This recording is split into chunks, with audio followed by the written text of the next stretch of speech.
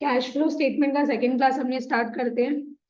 तो last day अपने देख लिए थे कि कैश फ्लो के अंदर कितना हेड्स ऑफ एक्टिविटीज होता है, 3। सबसे पहला ऑपरेटिंग, दूसरा इन्वेस्टिंग और थर्ड अपना क्या है, फाइनेंसिंग। तो आज जो है वो अपने सीखेंगे कि cash flow from operating activity कैसे बनाया जाता है। Cash flow from operating activity, इसको अपने कैसे प्रिपेयर करते हैं ये अपने को समझना है। अच्छा, अपने कैश फ्लो स्टेटमेंट का जो भी फॉर्मेट बना रहे हैं वो किसके अकॉर्डिंग बना रहे हैं, AS3 के अकॉर्डिंग बना रहे हैं, है ना। अकाउंटिंग स्टैंडर्ड 3 में लिखा हुआ है, वो फॉर्मेट दिया हुआ है, वही फॉर्मेट क्या करना है अपने को यूज करना है और उसी के थ्रू अपने सम्स करेंगे। चलो ठीक है, देखो अपने जब cash flow from operating activity बनाते हैं, अपना सबसे पहला स्टेप क्या है, अपना सबसे पहला स्टेप है यहाँ पे net profit, net profit before tax and extraordinary item.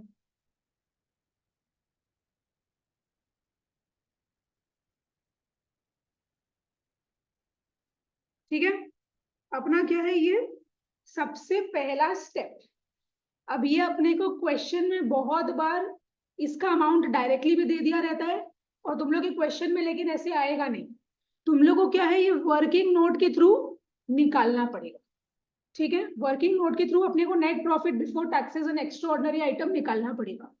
तो अब इस चीज को समझने के लिए अपने को क्या समझना है, तुम लोग को पता होगा ट्रेडिंग और P&L अकाउंट क्या होता है, लेकिन फिर भी एक बार अपने रिवाइज कर लेते हैं।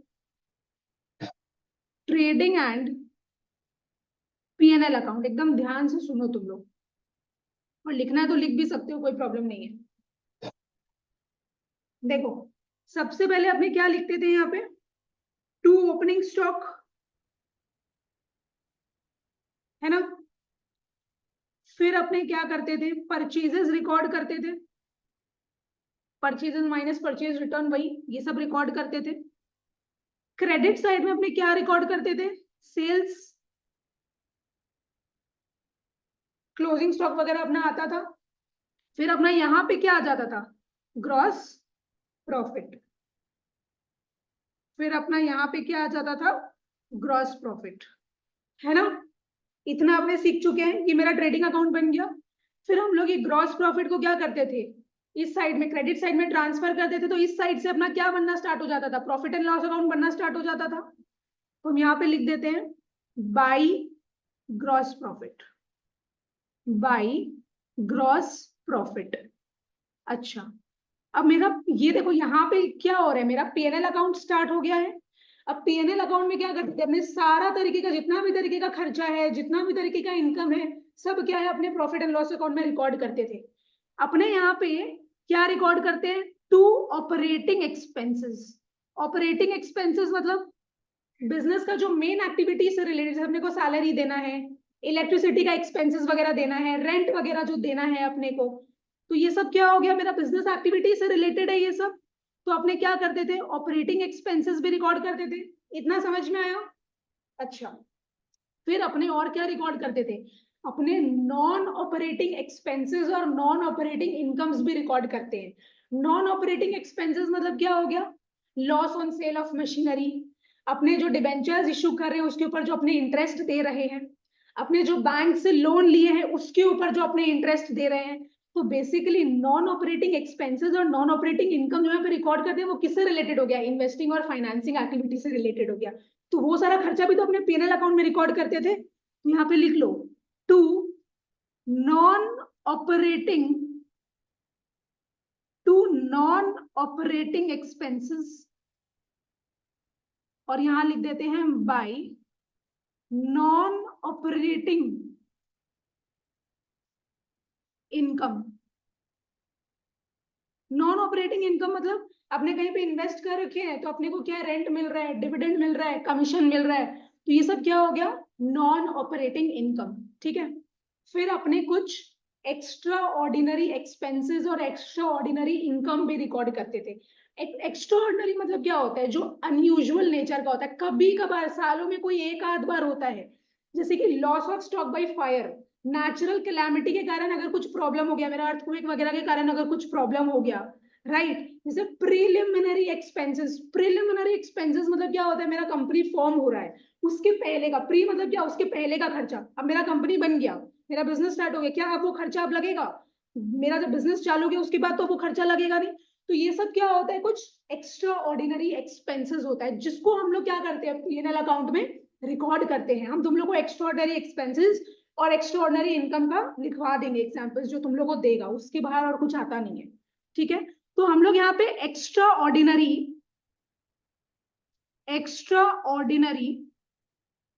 एक्सपेंसेस भी रिकॉर्ड करते हैं और एक्स्ट्रा ऑर्डिनरी इनकम। अच्छा, एक्स्ट्रा ऑर्डिनरी इनकम का एग्जांपल क्या हो गया? अब आग लगने के कारण मेरा जो गुड्स जल रहा है वो तो मेरा एक्स्ट्रा ऑर्डिनरी एक्सपेंस हो गया। अब अगर उस स्टॉक का मेरा इंश्योरेंस करवाया हुआ है और अगर मेरे को इंश्योरेंस क्लेम मिल रहा है तो वो तो मेरा इनकम हुआ। देन दैट, वो जो क्लेम अपने को मिल रहा है, that is known as extraordinary income. तो अपने यहाँ पे एक्स्ट्रा ऑर्डिनरी,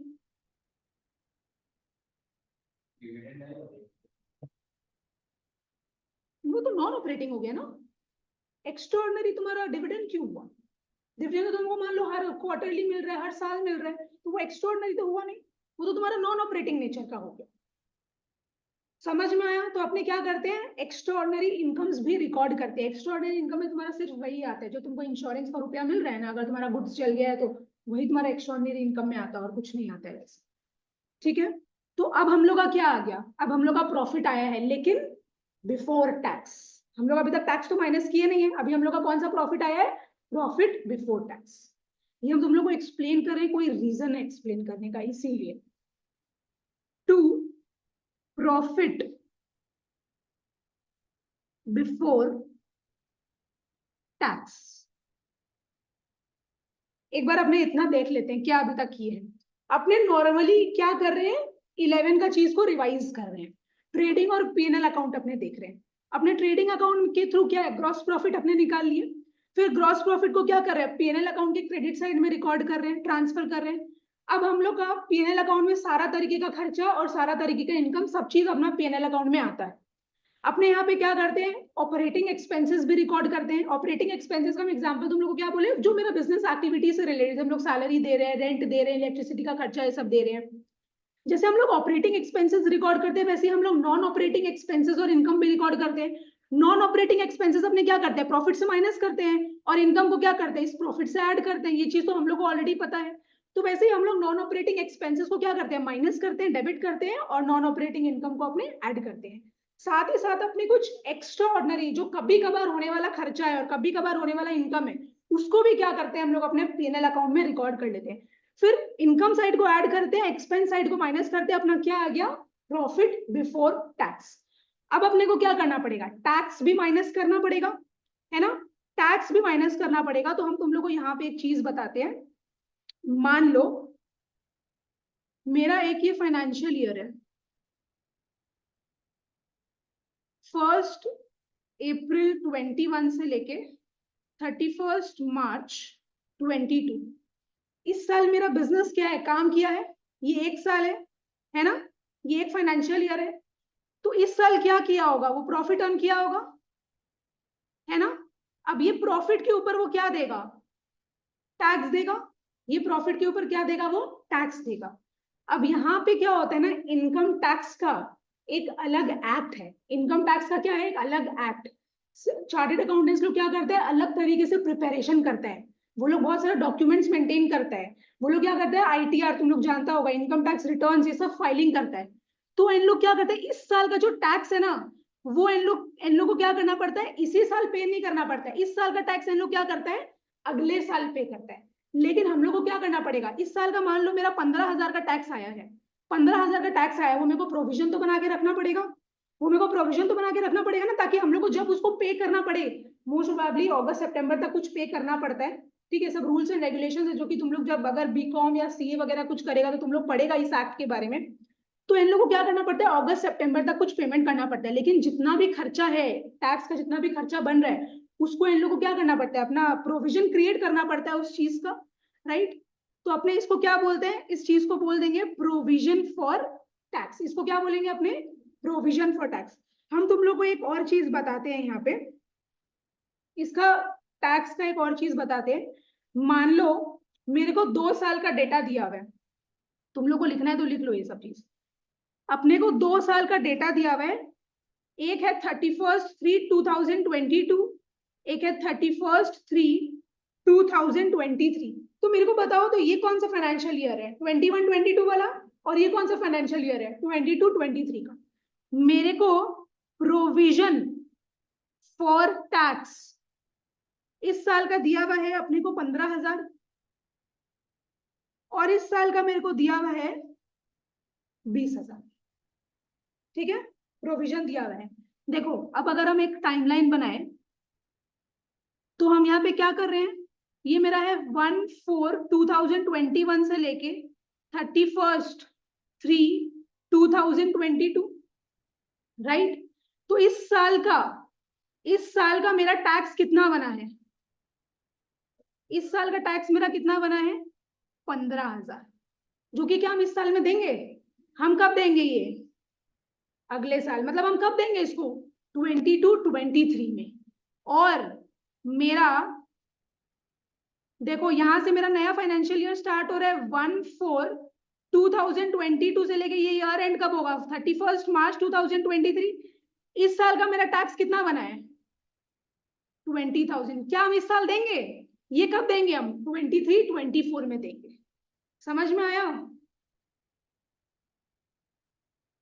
तो देखो एक चीज, अगर हम प्रोविजन फॉर टैक्स अकाउंट बनाए, अगर हम प्रोविजन फॉर टैक्स अकाउंट बनाए तो मेरा क्या होगा, इसका क्रेडिट बैलेंस होगा, ये जो ओपनिंग बैलेंस है ना, देखो 31 मार्च 2022 है, नेक्स्ट फाइनेंशियल ईयर स्टार्ट कब हो रहा है 1 अप्रैल 2022 को, तो वो मेरा कौन सा बैलेंस हो गया, ओपनिंग बैलेंस हो गया।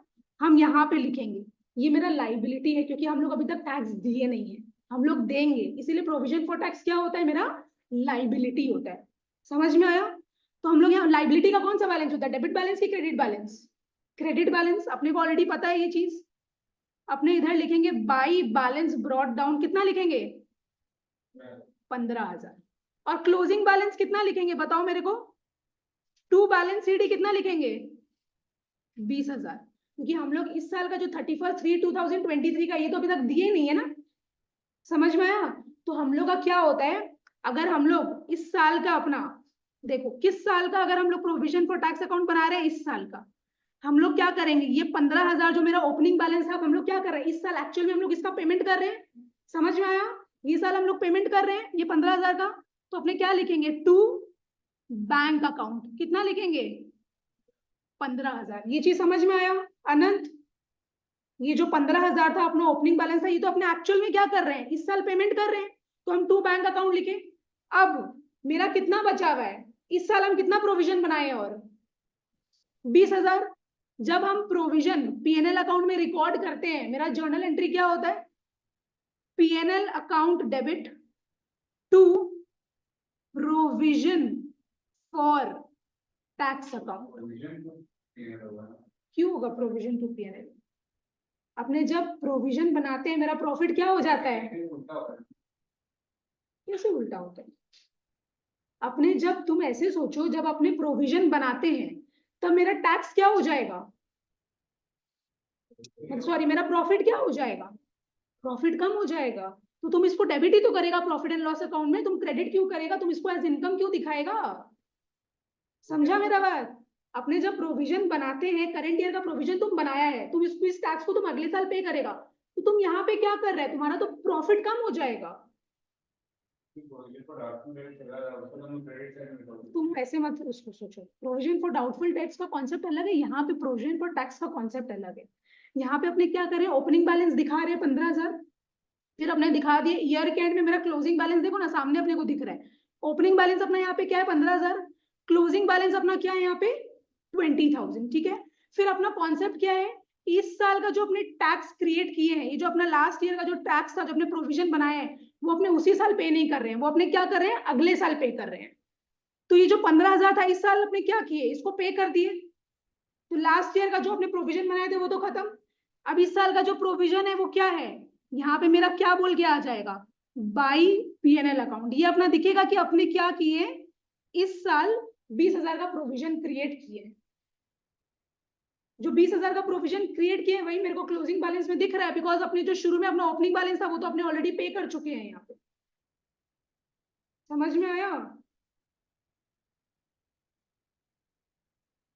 अच्छा, ये टोटल कितना हो गया अपना, 35,000।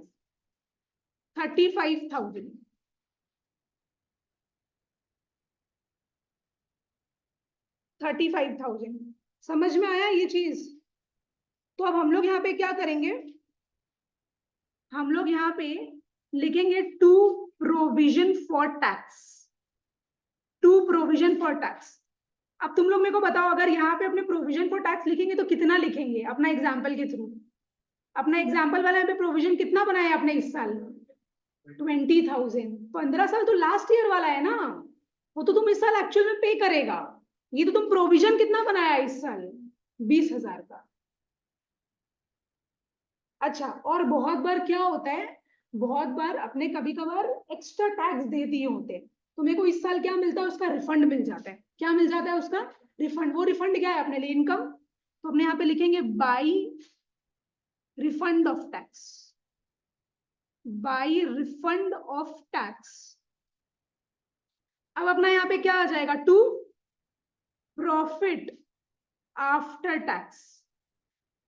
क्या आ जाएगा, प्रॉफिट आफ्टर टैक्स। वो तुम कर भी सकते हैं, पर जरूरी नहीं है तुमको, ये वैसे भी एग्जाम में दिखाना नहीं है, ये चीज तो तुम्हारे अंडरस्टैंडिंग के लिए बना रहे, तुमको ये क्वेश्चन नहीं बनाने बोलेगा, ये सब तुम लोग को स्कूल में नहीं बनाना है, ये फॉर्मेट नहीं है। तो तुम लोगों में ऐसी कोई चीज एक एक्सप्लेन करने के लिए बता रहे हैं, अभी ध्यान दो। इतना समझ में आया? अब देखो, अपना provision for, sorry, provision after tax आ, सॉरी, प्रॉफिट आफ्टर टैक्स आ गया, प्रॉफिट आफ्टर टैक्स इतना आ गया अपना। अब अपने इसमें से क्या करेंगे पता है, अप्रोप्रिएशंस करेंगे। अपना जो प्रॉफिट आफ्टर टैक्स आ गया है उसमें से हम लोग को क्या देना पड़ेगा, अपना शेयर होल्डर्स लोग को डिविडेंड भी देना पड़ेगा कि नहीं देना पड़ेगा, डिविडेंड देना पड़ेगा। अपने को डिविडेंड देना पड़ेगा अपना शेयर होल्डर्स लोग को।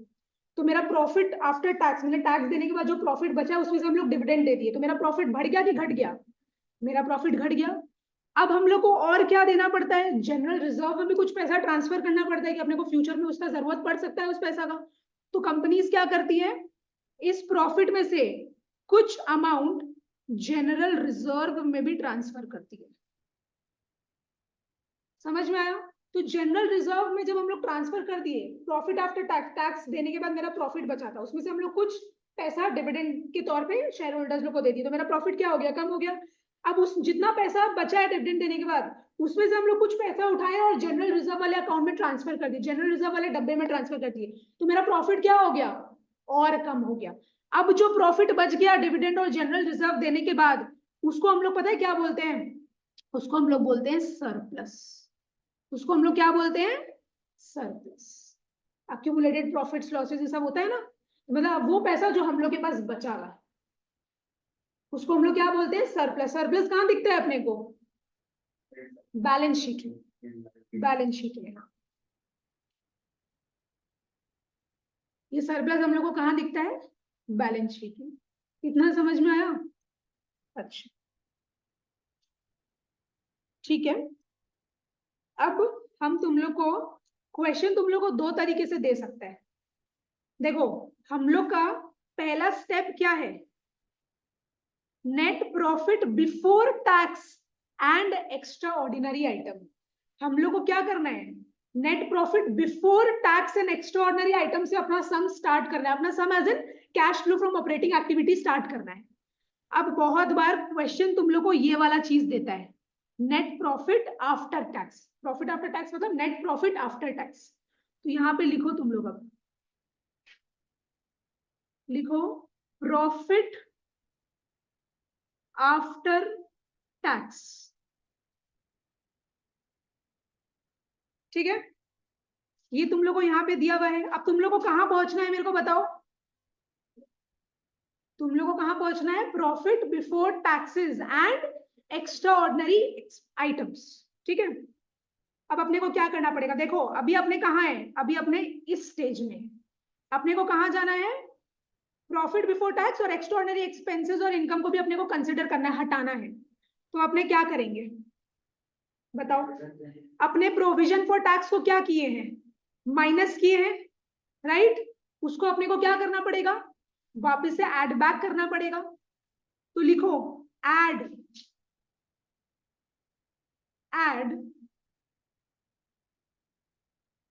Provision for tax.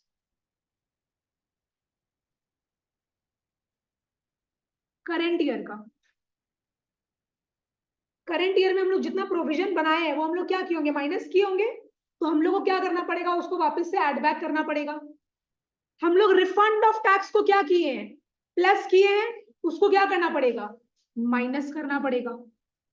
Less refund of tax. समझ में आया। अच्छा देखो, अब हम लोग कहाँ आ गए, प्रॉफिट बिफोर टैक्स में आ गए। हम लोग ये जो इफेक्ट लिए थे इसको क्या किए, हम लोग हटा दिए, है ना। जिसको हम लोग माइनस किए थे उसको हम लोग प्लस कर दिए, और जिसको हम लोग प्लस किए थे प्रॉफिट से, जिसको हम लोग प्लस किए थे उसको क्या किए, अपने माइनस कर दिए। अब हम लोग को किसका इफेक्ट लेना है, हम लोग का यहाँ पे एक्स्ट्राऑर्डिनरी आइटम्स भी है। तो हम लोग क्या कर रहे हैं, प्रॉफिट से एक्स्ट्राऑर्डिनरी एक्सपेंस को क्या कर रखे हैं, माइनस कर रखे हैं, उसको क्या करना पड़ेगा, ऐड बैक करना पड़ेगा। और एक्स्ट्राऑर्डिनरी इनकम को प्रॉफिट से क्या कर रखे हैं, अपने ऐड कर रखे हैं, इसको क्या करना पड़ेगा, माइनस करना पड़ेगा। तो करो, हम लोग ऐड क्या करेंगे बताओ मेरे को, एक्स्ट्रा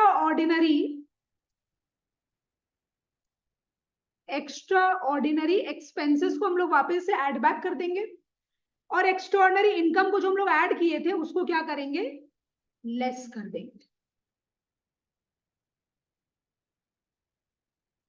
अब हम लोग का क्या आ जाएगा, हाँ, अब हम लोग का आ जाएगा profit before taxes and extraordinary item. तो हम लोग का पहला स्टेप आ गया, समझ आया। तो ये तो कहानी था जब हम लोग को क्वेश्चन ये वाला चीज दे रखा है, यहां से अपने स्टार्ट कर रहे हैं। अब क्या होगा, जब क्वेश्चन अपने को यहां से देगा, अपने को यहां से पूरा उल्टा जाना पड़ेगा। तो हम इसको मिटा देते हैं, समझ में आया, ठीक है। देखो अब यहां वाला क्या चीज है, सरप्लस में हम तुम लोग को अगर बताएं तो हम सरप्लस का मान लो ईयर कंसिडर कर रहे हैं 2022 2023, 2022-23 वाला फाइनेंशियल ईयर को हम पकड़ के यहाँ पे चल रहे हैं। मान लो मेरा 1 अप्रैल 2022 में सरप्लस में कितना बैलेंस था, 1 लाख, ठीक है। और 31/3/2023 में मेरा सरप्लस का बैलेंस हो गया 1,10,000। तो क्या तुम लोग बोल सकते हैं इस फाइनेंशियल ईयर में हम और कितना सरप्लस में पैसा डाले हैं, 10,000। कैसे निकाले आपने, देखो 31/3/2023 मतलब क्लोजिंग बैलेंस, और 1 अप्रैल 2022 मतलब ये कौन सा बैलेंस है मेरा, ओपनिंग बैलेंस। तो अपने closing balance minus opening balance करेंगे तो मेरे को पता चल जाएगा कि इस साल के सरप्लस में मेरा कितना रुपया आया है, कि इस साल हम कितना रुपया डाले हैं, वो मेरे को समझ में आ जाएगा। यहाँ पे क्लियरली दिख ही रहा है कि अपने शुरुआत में 1 लाख रुपया था और एंड में अपना 1,10,000 हो गया, मतलब अपने इस साल कितना रुपया डाले हैं, 10,000 रुपया डाले हैं। क्लियर हुआ। तो तुम लोग को 2 साल का ये मैंने 1 साल का ऐसे ओपनिंग और क्लोजिंग बोल के दिया हुआ रहेगा, अपने को क्या करना पड़ेगा, हमेशा ही क्या करना पड़ेगा, क्लोजिंग माइनस ओपनिंग करके अपने को इस साल का पता चल जाएगा कि कितना अपने सरप्लस में रुपया डाले हैं। समझ में आया। तो तुम लोग लिखो जैसे हम लिख रहे हैं। तो ये अपना पहला वाला चीज था, पहला मेथड था, अपने को क्वेश्चन क्या है, प्रॉफिट आफ्टर टैक्स से दे रहा था। अब अपना दूसरा मेथड क्या है कि अपने को क्वेश्चन क्या बोला है, सरप्लस वाला फिगर्स अपने को दे दिया। अब अपने को यहां से कहां पहुंचना है, profit before taxes and extraordinary item तक पहुंचना है, ठीक है। तो लिख लो surplus closing balance of surplus. तुम लोग को ये चीज लिख के दिखाना पड़ेगा, तुम लोग डायरेक्ट एक बार में नहीं कर सकते। Less opening balance of surplus, closing balance of surplus less opening balance of surplus. तुम लोग किया, एक अमाउंट अपना आ गया, राइट? इतना समझ आया? अब देखो अपने क्या किए, प्रॉफिट आफ्टर टैक्स से डिविडेंड माइनस किए थे, जनरल रिजर्व भी अपने माइनस किए थे, तब अपना क्या आ गया, सरप्लस। तो अब हम लोग क्या करेंगे, जनरल रिजर्व जो माइनस किए हैं अपने, उसको क्या करना पड़ेगा अपने को, वापस से एड बैक करना पड़ेगा। समझ में आया? अपने को वापस से क्या करना पड़ेगा, एड बैक करना पड़ेगा, क्योंकि अपने को कहां तक पहुंचना है, profit before taxes and extraordinary item तक भेजना है, अपने को पहुंचना है। आनंद समझ में आ रहा है? अपना प्रॉफिट आफ्टर टैक्स बचा था ना, उसमें से हम लोग जब डिविडेंड दिए तो मेरा प्रॉफिट और कम हो गया, जब हम लोग जनरल रिजर्व दिए तो मेरा प्रॉफिट और कम हो गया जनरल रिजर्व के कारण। फिर हम लोग का जो बच रहा है सरप्लस बच रहा है, तो हम लोग का ये सब जो माइनस हुआ है इसको हम लोग को वापस से क्या करना पड़ेगा, ऐड करना पड़ेगा, ताकि इसका इफेक्ट हट जाए। तो चलो ऐड करो, जनरल रिजर्व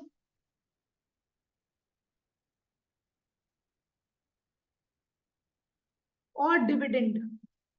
अब डिविडेंड कोई भी तरीके का हो जो अपने पे कर चुके हैं, तुम लोगों को दो चार तरीके का दिखेगा, interim dividend, final dividend, propose dividend, बताएंगे तुम लोगों को। कोई भी तरीके का डिविडेंड देखा है अपने, जो ऑलरेडी मतलब उसको दे चुके हैं, अपने पे कर चुके हैं, वो माइनस हो चुका है, अपना प्रॉफिट उससे कम हुआ है, तो उस अमाउंट से अपने को क्या करना पड़ेगा, उस चीज को वापस एड बैक करना पड़ेगा। ठीक है, अपना कोई फिगर आया, अब अपना यहाँ पे क्या आ गया, ये जो आया है ये क्या है, वेरी गुड, ये अपना क्या आ गया, नेट प्रॉफिट आफ्टर टैक्सेस आ गया। हम लोग को वापस क्या करना है, सेम चीज करना है जो आपने यहाँ पे किए, तो अपने क्या है, profit before taxes and extraordinary item तक पहुंच जाएंगे। तो लिख लो यहाँ पे, ये अपना आ गया नेट प्रॉफिट आफ्टर टैक्स। अब बताओ मेरे को, खुद से दिमाग से बताओ, अपने क्या करेंगे, प्रोविजन फॉर टैक्स को माइनस किए थे, उसको क्या करेंगे, ऐड करेंगे। हाँ, फिर भी लिख देते हैं, प्रोविजन फॉर टैक्स जो अपने माइनस किए थे उसको अपने ऐड कर रहे हैं। अच्छा, अपने क्या किए थे और रिफंड ऑफ टैक्स को ऐड किए थे, उसको हम लोग माइनस करेंगे। रिफंड ऑफ टैक्स को अपने को क्या करना पड़ेगा, माइनस करना पड़ेगा। एक्स्ट्रा ऑर्डिनरी एक्सपेंसेस अपने जो माइनस किए उसको ऐड बैक करेंगे।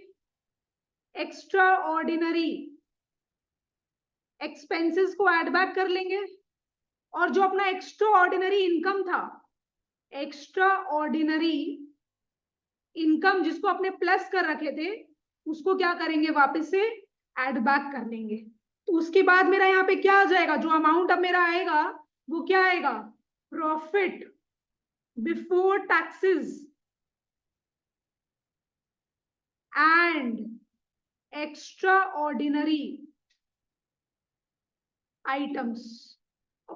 ये मेरा क्या आ गया, profit before taxes and extraordinary item. समझ में आया? तो जो जो अपने माइनस किए थे उसको अपने प्लस कर दिए, जो जो प्लस किए थे उसको माइनस किए थे, और वापस से वही जगह में अपने ऊपर में पहुंच गए। क्लियर हुआ? मतलब ये सब चीज का इफेक्ट अपने क्या है, जो भी एक्स्ट्राऑर्डिनरी एक्सपेंसेस है, इनकम, ये सब का इफेक्ट जो अपने लगाए थे वो अपने क्या कर दिया, वापस से खत्म कर दिया। ठीक है, इसका इफेक्ट हट गया वहां से पीएनएल अकाउंट से।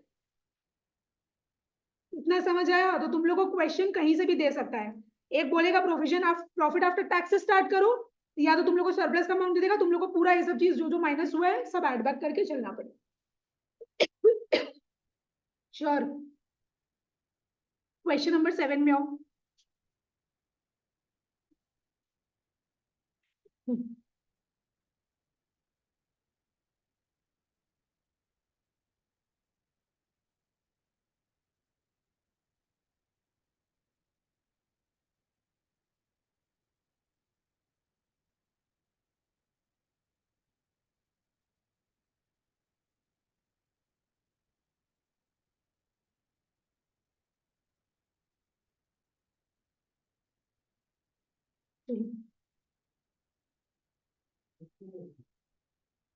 हाँ 6, सॉरी, मेरे को लगा कि हम लोग 6 कर चुके हैं। चलो सोल्यूशन 6 में आओ। क्या बोल रहे हैं यहाँ पे? Net profit after taxes and extraordinary item. मतलब अपने को क्वेश्चन कहां से दिया है?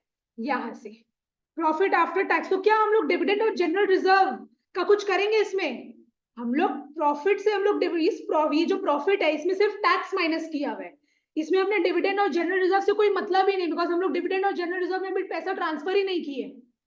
तो चलो हम लोग क्या लिखेंगे? Net profit, net profit after taxes and extra ordinary items. कितना दिया हुआ है मेरे को? 1 लाख, राइट? अच्छा, provision for tax for the current year, इससे क्या हुआ होगा? मेरा प्रॉफिट माइनस हुआ होगा, हम लोग प्रोविजन क्रिएट किए किए हैं, है ना, राइट? तो ये हम लोग क्या करेंगे? वापस से ऐड बैक करेंगे। प्रोविजन फॉर टैक्स कितना ऐड बैक करेंगे अपने? 20,000। अच्छा, loss due to earthquake, loss due to earthquake को क्या मानेंगे अपने? एक्स्ट्राऑर्डिनरी एक्सपेंसेस, इसको भी अपने क्या किए थे? माइनस किए थे, इसको वापस से ऐड बैक करेंगे। Loss due to earthquake, amount कितना दिया हुआ है? 1 लाख। अच्छा, फिर insurance proceeds from earthquake disaster settlement ₹20,000। तो आपने कुछ इंश्योरेंस वगैरह करवा रखे होंगे, तो मेरे को रुपया मिला इंश्योरेंस कंपनी की तरफ से, तो ये क्या है? मेरा एक्स्ट्रा ऑर्डिनरी इनकम। इसको क्या करेंगे? इसको अपने ऐड किए थे तो वापस क्या कर लेंगे? माइनस करेंगे। इंश्योरेंस 20,000 माइनस करना पड़ेगा अपने को। अच्छा, रिफंड ऑफ टैक्स, अपने को 5,000 रुपए का रिफंड मिला, तो जो मेरे लिए इनकम होगा इस साल का, इसको अपने ऐड किए होंगे तो क्या करना पड़ेगा? माइनस करना पड़ेगा। रिफंड ऑफ टैक्स को अपने क्या करेंगे? 5,000 से माइनस करेंगे। तो क्या तुम लोग मेरे को अमाउंट बता सकता है क्या? 1,95,000, 1,95,000। ये क्या है? Net profit before taxes and extraordinary item. लिख लो, नेट प्रॉफिट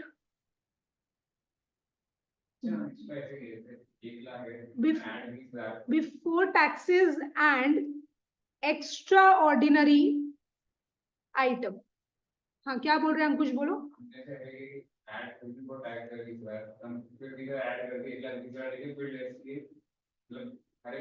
अच्छा, तुम कर सकते हैं, लेकिन देखो अभी तो ये छोटा चीज है ना, तुमको 2-4 चीज और देगा, तो तुम इतना बार बार ऐड माइनस थोड़ी करेगा। तुम एक ही बार में डिटेल कॉलम में अंदर में लिख लो ना, इस टोटल को ऐड कर दो, फिर इसको इससे माइनस कर दो। समझ में आया? हम तो अभी यहाँ पे लिख दिए, हम भी क्या करेंगे ना, जैसे ये तो 20,000, 1,00,000, 20,000, 5,000 है, ये अंदर डिटेल वाला कॉलम में लिखेंगे। इन दोनों को एक बार में ऐड करके 1,20,000 लिख देंगे। हाँ, मतलब ऐसे तो डिटेल कॉलम में अपने करेंगे। ये चीज हम लोग को एग्जाम्पल के तौर में बता दी, जब अपने प्रॉपर मटेरियल वाला सम्स करेंगे ना तो प्रॉपरली करेंगे अपने, ठीक है? ये सब ऐसे फाइनल कॉलम में नहीं लिखेंगे, अंदर डिटेल वाले कॉलम में लिखेंगे।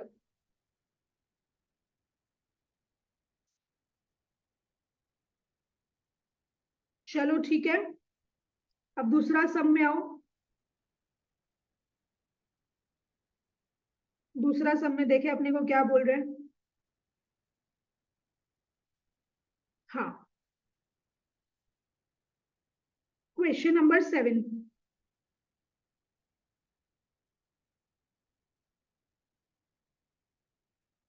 अपने को net profit before taxes and extra ordinary items calculate करना है। अब अपने को यहाँ पे क्या दिया हुआ है? सरप्लस वाला चीज दिया हुआ है। मतलब सरप्लस मतलब इसमें डिविडेंड और जनरल रिजर्व का इफेक्ट भी लिया हुआ है। डिविडेंड और जनरल रिजर्व माइनस किया हुआ है ना?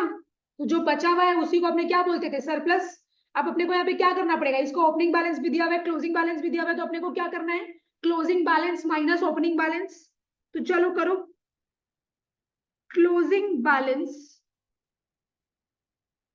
Of surplus less opening balance of surplus. Closing balance कितना दिया हुआ है मेरे को बताओ तो? 3,36,000, 3,36,000, और ये कितना दिया हुआ है अपने को? 1 लाख। ये कितना आ गया? 2,26,000, सॉरी 2,36,000। अब अपने को क्या करना पड़ेगा बताओ तो? Dividend paid in the current year. अब अपने डिविडेंड दिए हैं, राइट? तो डिविडेंड माइनस हुआ होगा, इसको अपने को क्या कर देना है? ऐड कर देना है। इसको अपने को ऐड करना पड़ेगा। हम यहाँ पे एक बार ऐसे ही लिख रहे हैं, डिविडेंड पेड, डिविडेंड का अमाउंट कितना दिया हुआ है मेरे को? 72,000। अच्छा, interim dividend pay during the year, एक और डिविडेंड होता है फाइनल डिविडेंड, वो भी अपने पे किए हैं, तो मेरा प्रॉफिट तो कम हो ही गया होगा। अपने को वापस से इसको क्या करना पड़ेगा? ऐड बैक करना पड़ेगा। इंटरिम डिविडेंड पेड, इसको भी अपने क्या करेंगे? ऐड बैक कर लेंगे, 90,000। अच्छा, ट्रांसफर टू रिजर्व, रिजर्व में भी जब प्रॉफिट से कुछ एक अमाउंट रिजर्व में ट्रांसफर की तो मेरा प्रॉफिट और कम हो गया, तो रिजर्व के अमाउंट से कम हो गया, तो ये वाले अमाउंट को क्या करना पड़ेगा? अपने को ऐड करना पड़ेगा। तो transfer to reserves, transfer to reserves 1 lakh. Provision for tax for the current year, ठीक है, आपने क्या किए? प्रोविजन क्रिएट किए, तो प्रॉफिट से क्या किए होंगे? माइनस किए होंगे। इसको क्या करेंगे? ऐड करेंगे। Provision for tax current year, कितना है अमाउंट मेरा? 1,50,000। अच्छा, रिफंड ऑफ टैक्स, अपने को ये मिला होगा, तो ये मेरे प्रॉफिट एंड लॉस अकाउंट में प्लस हुआ हुआ है, इसको क्या कर देंगे? अपने माइनस कर देंगे। रिफंड ऑफ टैक्स को अपने क्या करेंगे? माइनस कर देंगे। ये अमाउंट ऐड करके तुम लोग लिख लेना, 3,000। लॉस ड्यू टू अर्थक्वेक, अच्छा और है अभी इसमें, लॉस ड्यू टू अर्थक्वेक, तो ये क्या है मेरा? एक्स्ट्राऑर्डिनरी एक्सपेंस, जो कि माइनस हुआ है प्रॉफिट से, इसको भी क्या करेंगे? अपने ऐड बैक करेंगे। तो हम यहाँ पे लिखते हैं loss due to earthquake, amount है 2 lakh. Insurance proceeds from earthquake disaster settlement, तो जो अर्थक्वेक के कारण मैं जो भी नुकसान हुआ, इंश्योरेंस कंपनी क्या है, उसका रुपया मेरे को दे दिया।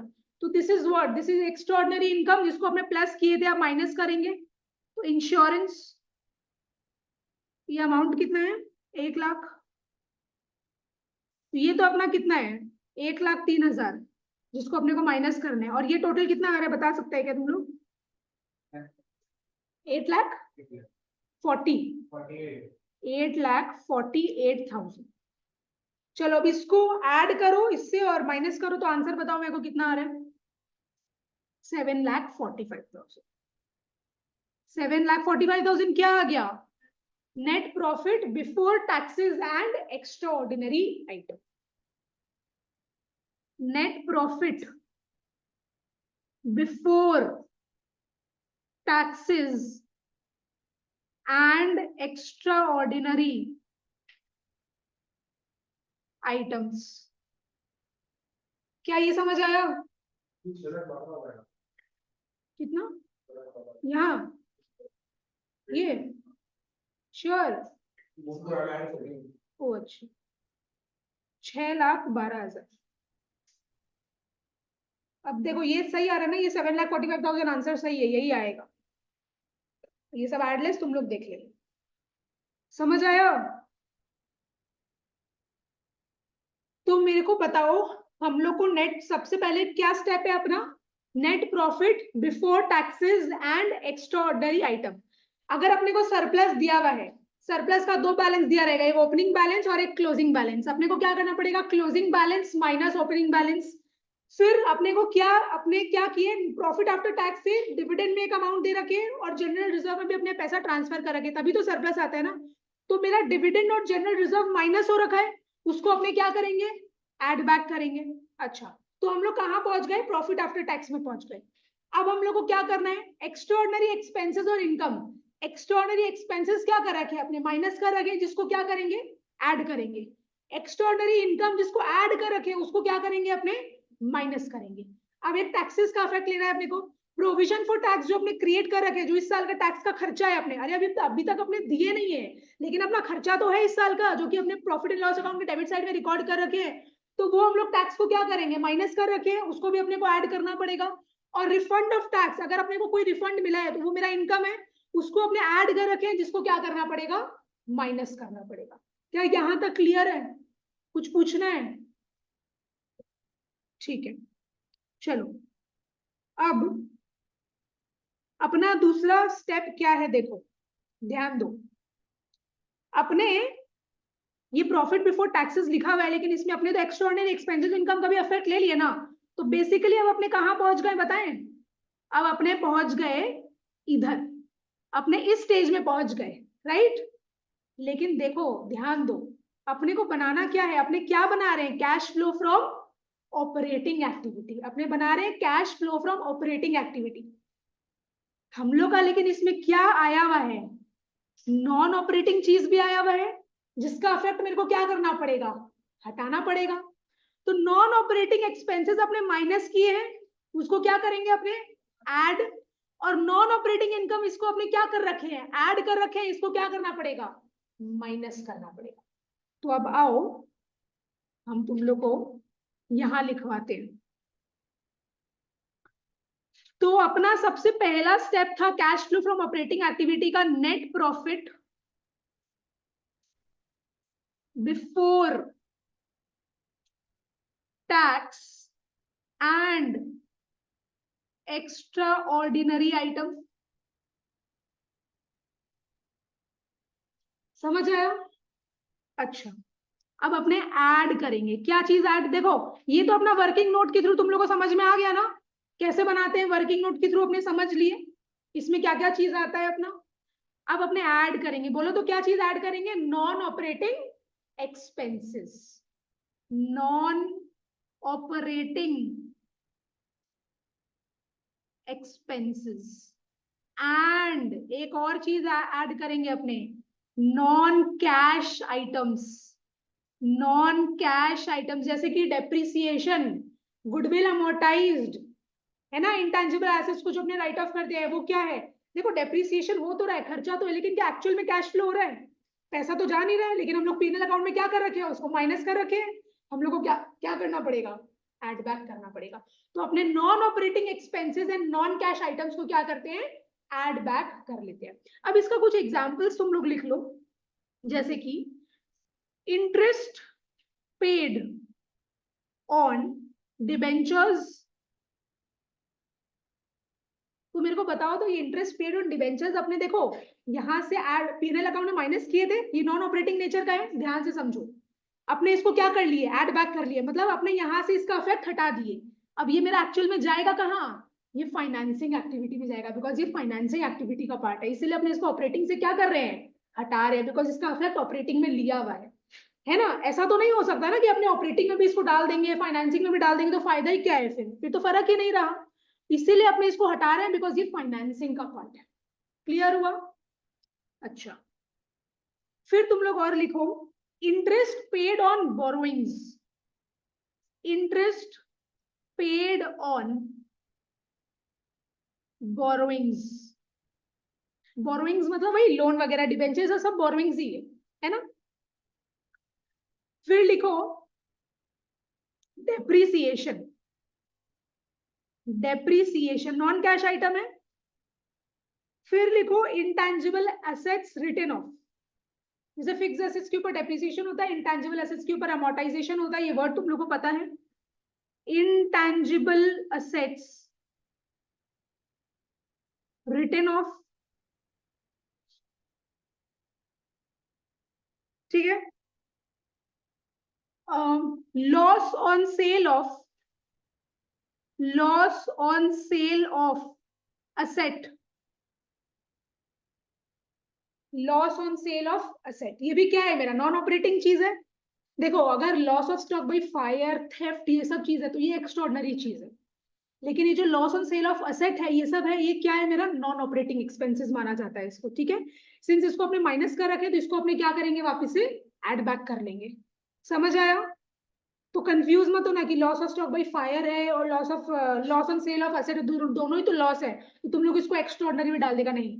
कोई कोई चीज फॉर्मेट के हिसाब से अपने को चलना पड़ता है, तो नेचुरल कैलामिटीज के कारण, आग लगने के कारण, चोरी के कारण जो भी लॉस हुआ है उसको अपने एक्स्ट्राऑर्डिनरी में डालते हैं। और अगर असेट बेचने के कारण कोई लॉस या प्रॉफिट हो रहा है तो वो मेरा नॉन ऑपरेटिंग एक्सपेंसेस और नॉन ऑपरेटिंग इनकम माना जाता है, ठीक है। ठीक है, तो ये सब चीज हुआ अपना, ये सब चीज अपने इनर वाले कॉलम में वही ऐड करेंगे सब।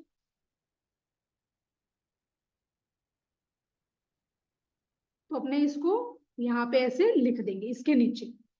अब हम लोग वहां पे क्या ऐड कर रखे हैं, नॉन ऑपरेटिंग इनकम ऐड कर रखे हैं, उसको क्या करना पड़ेगा, माइनस करना पड़ेगा। ये आनंद दिखाए, श्योर। तो हम यहाँ पे लिखते हैं लेस नॉन ऑपरेटिंग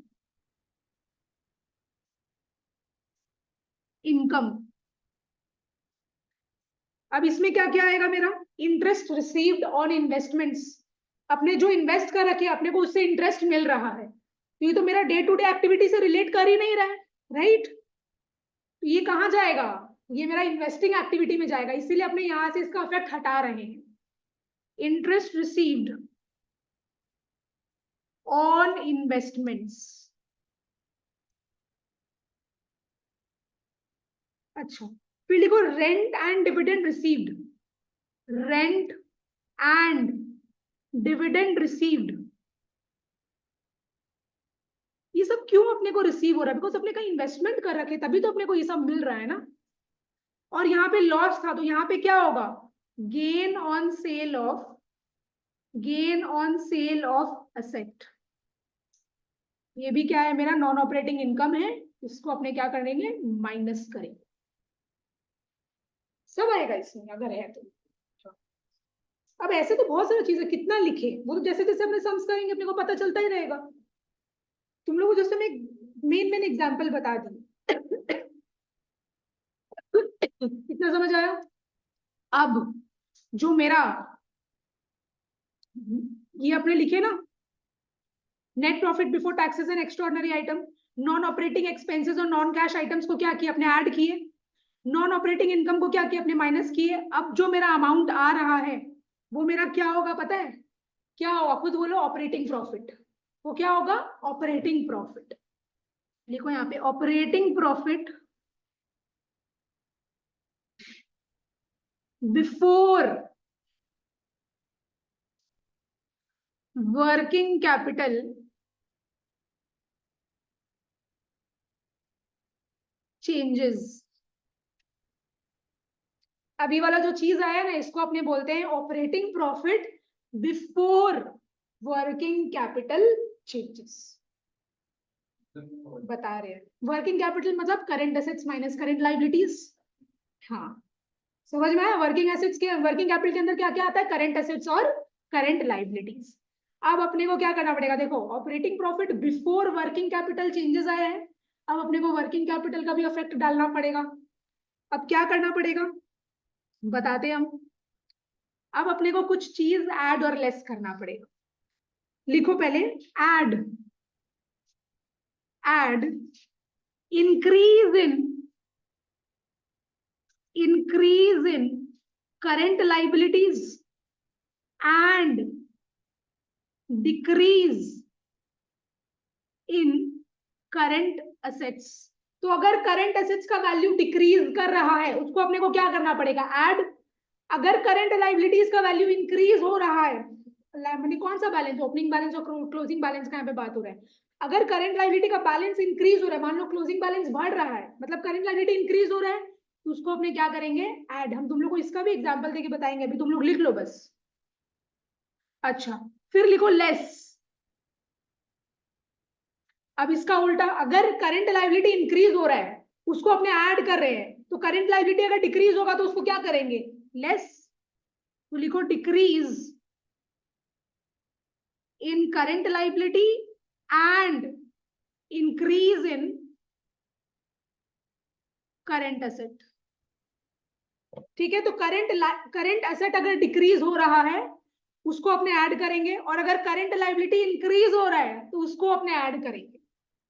अब कैसे करेंगे, क्या करेंगे, हम तुम लोग को बताते हैं। तो वही है, ये सब चीज का इफेक्ट अपने को यहाँ पे देना पड़ेगा।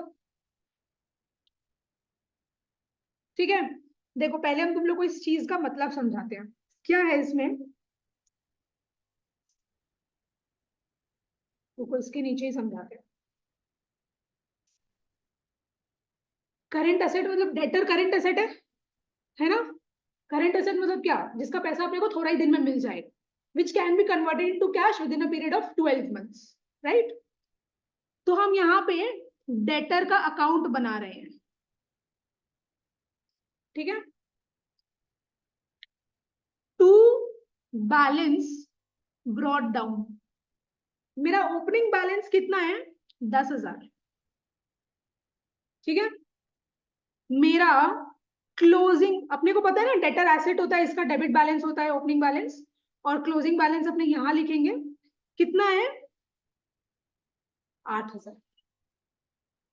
अच्छा, डेटर कब बनता है, जब अपने उसको उधार में सामान देते हैं, तभी तो मेरा डेटर बनता है ना। क्रेडिट में जो कस्टमर बनता है, अपने क्रेडिट में उसको सामान दिए हैं, हम सेल किए हैं, हम सेल्स किए हैं 20,000 रुपए का।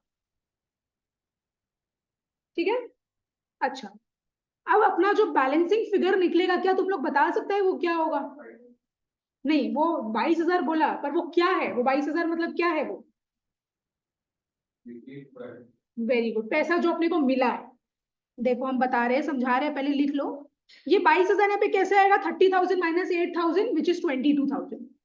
अपने यहाँ पे लिखेंगे बाई बैंक अकाउंट 22,000। इतना समझ आया। अब देखो, हम तुम लोग को यहाँ पे क्या बोल रहे हैं, सेल्स अपने कितना रिकॉर्ड कर रखे, 20,000। अपने कितना रिकॉर्ड कर रखे हैं, 20,000। तो क्या मेरे ट्रेडिंग और प्रॉफिट एंड लॉस अकाउंट में ये 20,000 रिकॉर्डेड है, हाँ ऑफ कोर्स रिकॉर्डेड है। ये रहा, अपने 20,000 यहाँ पे रिकॉर्ड कर रखे होंगे, है ना। रिकॉर्ड कर रखे होंगे मतलब ऐड कर रखेंगे, लेस कर रखे हैं, ऐड कर रखे। ये तो क्रेडिट साइड है ना, ये तो अपना ऐड करते हैं, ये सब साइड अपने ऐड करते हैं, इसको इससे माइनस करते हैं, तभी तो अपना प्रॉफिट आता है। तो हम यहाँ पे तुम लोग को क्या बोल रहे हैं, अपने ये जो 20,000 है ये ऐड कर रखे हैं, लेकिन अपने को तो कैश फ्लो का एक्चुअल ट्रू एंड फेयर चीज यहाँ पे देखना है। लेकिन एक्चुअल कैश अपने को कितना मिला है, 22,000। तो मेरा और 2,000 रुपया क्या होना चाहिए, ऐड होना चाहिए। ऑपरेटिंग प्रॉफिट में 2,000 एडेड नहीं है, ऑपरेटिंग प्रॉफिट में 2,000 रुपया मेरे को कम दिख रहा है कि नहीं दिख रहा है। तो अपने को यहाँ पे क्या करना है, 2,000 रुपया अपने को ऐड करना पड़ेगा। अब तुम लोग को इसमें ऑलरेडी इतना अकाउंट्स बनाना है, अब तुम लोग को बहुत सारा करंट एसेट्स करंट लायबिलिटी दिया रहेगा। अब अपने कोई पागल तो है नहीं जो अपने एक एक का बैठ बैठ के अकाउंट बनाएंगे, अपने पास इतना टाइम नहीं है। तो इसका दूसरा ऑल्टरनेटिव क्या है, अपने क्या चीज से समझते हैं 2,000, तुम लोग क्या देखेगा, तुम लोग ओपनिंग और क्लोजिंग बैलेंस देखेगा। देखो 2,000 से ऐड करना था, तो क्या अपने को दिख रहा है यहाँ पे 2,000 का डिफरेंस, 2,000 का डिफरेंस दिख रहा है ना। तो यहाँ पे अपने को क्या करना है, opening balance minus closing balance जब अपने करेंगे तो अपना कितना का इफेक्ट आ रहा है, 2,000 का इफेक्ट आ रहा है। लेकिन अब तुम लोग को ये याद रखना पड़ेगा, देखो ओपनिंग बैलेंस कितना था, 10,000, और क्लोजिंग बैलेंस क्या हो गया, कम हो गया। तो तुम लोग को क्या करना पड़ेगा, जब ये क्या है, अपना करंट एसेट है, तो जब भी करंट एसेट का वैल्यू डिक्रीज होता है, इसको तुम लोग क्या करेगा, ऐड करेगा। तो ये चीज तो तुम लोग को याद, देखो तुम लोग कॉन्सेप्ट अगर समझ भी जाएगा ना, तो भी ये ऐसा चीज है तुम लोग को याद रखना पड़ेगा।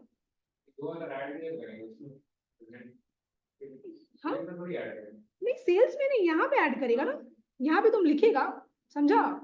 वो कैसे लिखेगा, क्या लिखेगा, तो जब हमने सम करेंगे अभी एग्जाम्पल की, तुमको समझ में आएगा। लेकिन हम तुमको ये बता रहे हैं कि अगर अपने ये कॉन्सेप्ट समझ भी गए ना, तो देखो तुमको तो याद ही रखना पड़ेगा कि करंट एसेट का वैल्यू अगर डिक्रीज हो रहा है, मतलब तुम लोग को ये चीज ऐड करना है।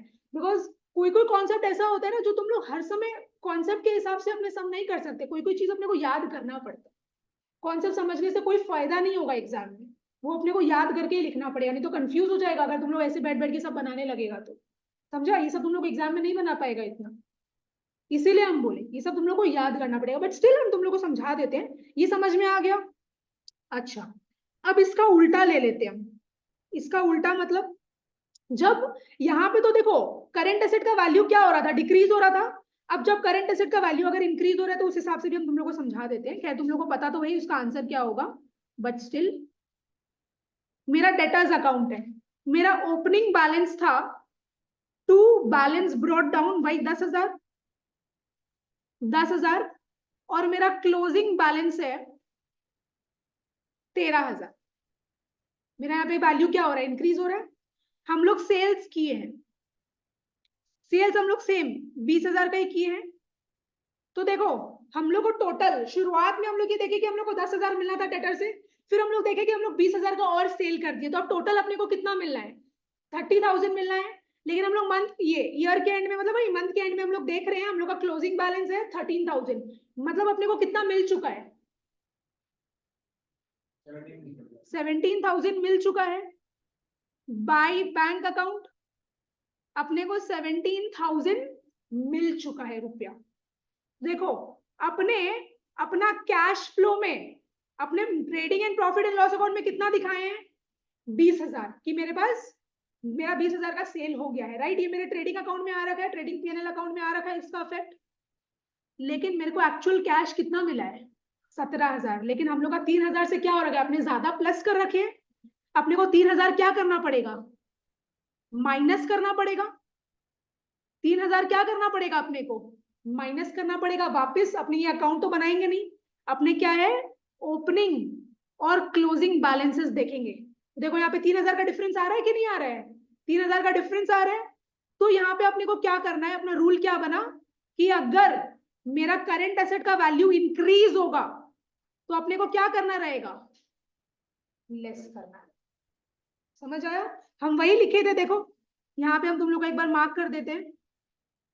देखो तुम लोग अपना कॉपी में चेक करो, अगर करंट एसेट्स का वैल्यू डिक्रीज हो रहा है तो अपने अपने ऐड वाला चीज में लिखे हैं, और अगर करंट एसेट्स का वैल्यू इंक्रीज हो रहा है तो उसको लेस वाला चीज में लिखे हैं अपने, राइट।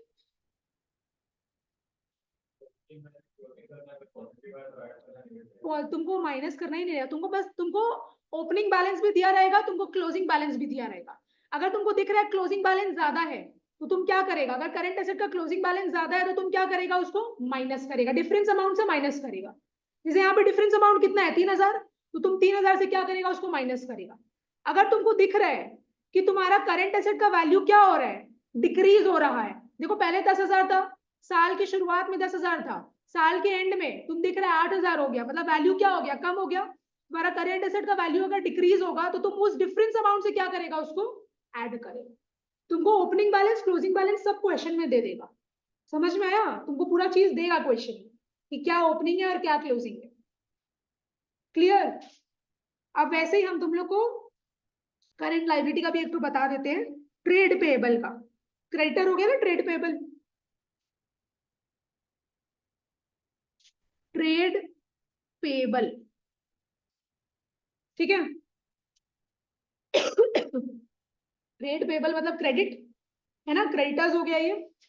कौन सा बैलेंस होगा मेरा, क्रेडिट बैलेंस होगा, अपने ओपनिंग बैलेंस क्रेडिट साइड में लिखेंगे। बाई बैलेंस ब्रॉट डाउन 15,000, और टू बैलेंस सीडी 18,000। हम लोग क्रेडिटर से क्या करते हैं, सेल करते हैं कि परचेज करते हैं, परचेज करते हैं। तो मेरा जर्नल एंट्री क्या बनता है, purchases account debit to creditor, तो क्रेडिटर अकाउंट क्रेडिट होगा और लिखेंगे बाई परचेजेस, बाई परचेजेस। कितना का परचेज किया अपने, 35,000 का। समझ में आया? ठीक है, मतलब 15,000 मेरे को देना था, हम लोग 35,000 का और उधार में खरीद लिए, तो हम लोग टोटल कितना का खरीद लिए, 50,000 का हम लोग खरीद लिए। ये क्रेडिट बैलेंस मतलब ये अपने को 18,000 यहाँ पे दिख रही है। 18,000 का मतलब क्या है कि अभी भी देना बाकी है, अभी तक हम लोग दिए नहीं है, तो हम यहाँ पे भी 50,000 लिख रहे हैं, तो हम लोग कितना दे दिए निकालो तो, 32 32 ठीक निकाला है ना, नहीं तो फिर गड़बड़ हो जाएगा। टू बैंक अकाउंट, मतलब हम लोग 32,000 क्या है दे दिए।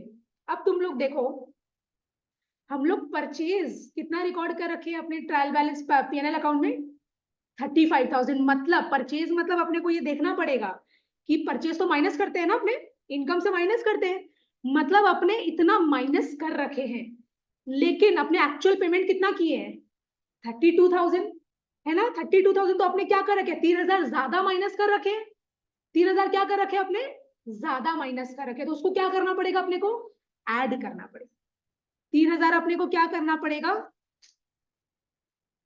ऐड करना पड़ेगा, राइट। तो देखो अब वापस से अपने अकाउंट नहीं बनाएंगे, अपने ओपनिंग क्लोजिंग बैलेंसेस चेक करेंगे। तो मेरा ओपनिंग बैलेंस कितना है 15,000 और मेरा क्लोजिंग बैलेंस कितना है 18,000, तो 3,000 का डिफरेंस आ रहा है कि नहीं आ रहा है। तो जब भी हम लोग का क्लोजिंग बैलेंस अगर ज्यादा है, अगर क्लोजिंग बैलेंस मेरा ज्यादा है, तो हम लोग क्या करेंगे, उस चीज को ऐड करेंगे। करंट लायबिलिटी का अगर वैल्यू इंक्रीज हो रहा है, तो हम लोग क्या करेंगे, उसको ऐड करेंगे। वही लिखा हुआ है क्या, देखो तो, राइट। तो हम बता देते हैं, लिख देते हैं यहाँ पे। तो अगर करंट लायबिलिटी का मेरा वैल्यू इंक्रीज हो रहा है, तो उसको हम लोग क्या करेंगे, ऐड करेंगे। वैसे अगर करंट लायबिलिटी का वैल्यू डिक्रीज करेगा, तो उसको क्या करेंगे, लेस करेंगे, उसका उल्टा। समझ आया ये चीज। तो बस तुम लोग को याद रखना है, पता है एक चीज क्या याद रखना है, हम बताते हैं कि अगर करंट असेट का वैल्यू डिक्रीज कर रहा है, बस ये याद रख लो तुम लोग, तो इसको तुम लोग क्या करेगा, ऐड। अब इसका करंट लाइफ एसेट के साथ उल्टा हो रहा है, करंट लायबिलिटी, करंट लायबिलिटी का वैल्यू क्या करेगा, इंक्रीज, तो इसको भी क्या करेगा तुम लोग, ऐड करेगा। अब एक करने से तो सारा समझ में आ ही गया। अगर करंट एसेट का वैल्यू अगर डिक्रीज हो रहा है, तो उसको ऐड कर रहे हैं, तो जब करंट एसेट का वैल्यू इंक्रीज हो रहा है, उसको क्या कर रहे हैं अपने, लेस। और जब करंट लायबिलिटी का वैल्यू इंक्रीज हो रहा है, तो अपने ऐड कर रहे हैं। तो करंट लायबिलिटी का वैल्यू अगर डिक्रीज होगा, तो इसको क्या करेंगे अपने, लेस। समझ आया। तो इस हिसाब से याद करना पड़ेगा। तो एक चीज याद कर लो, सारा चीज याद हो जाए, है ना। ठीक है, एक सेकेंड।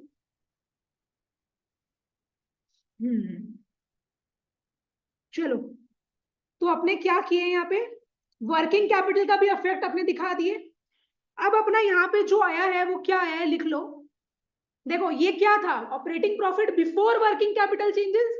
अब वर्किंग कैपिटल का भी इफेक्ट दे दिए, तो अब क्या आया, operating profit after working capital changes. Operating profit after working capital changes.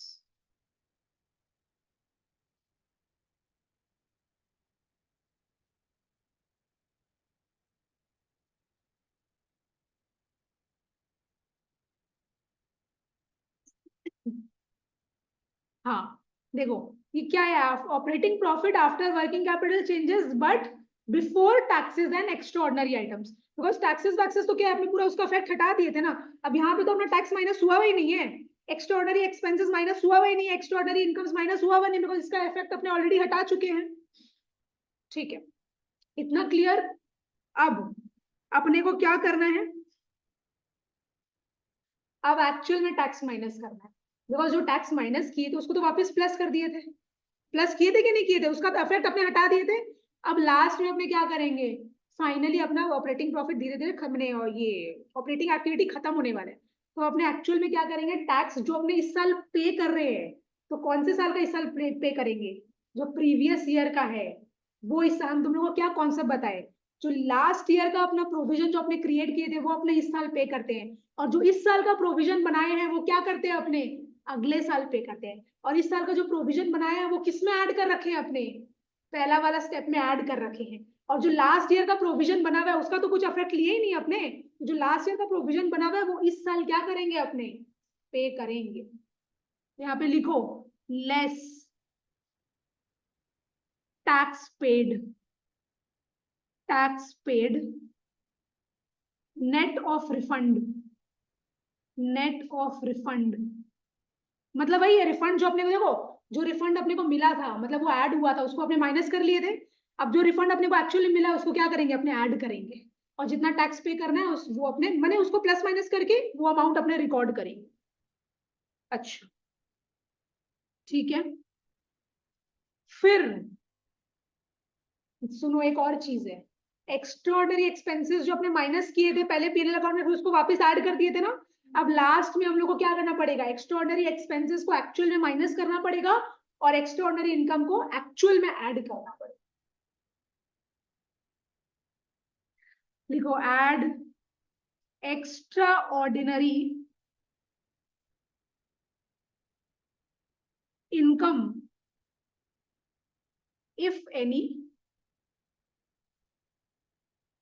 or less extraordinary expenses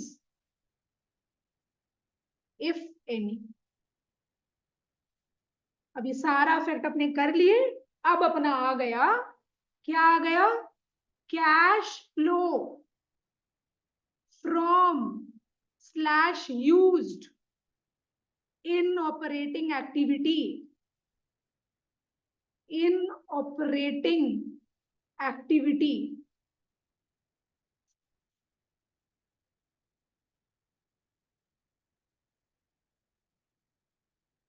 देखो अब फ्रॉम मतलब अगर यहाँ पे पॉजिटिव बैलेंस आ रहा है तो अपने फ्रॉम लिखेंगे, अगर यहाँ नेगेटिव बैलेंस आ रहा है तो तुम लोग फ्रॉम नहीं लिख सकता, पूरा गलत हो जाएगा, तुम लोग को यूज्ड वर्ड लिखना पड़ेगा।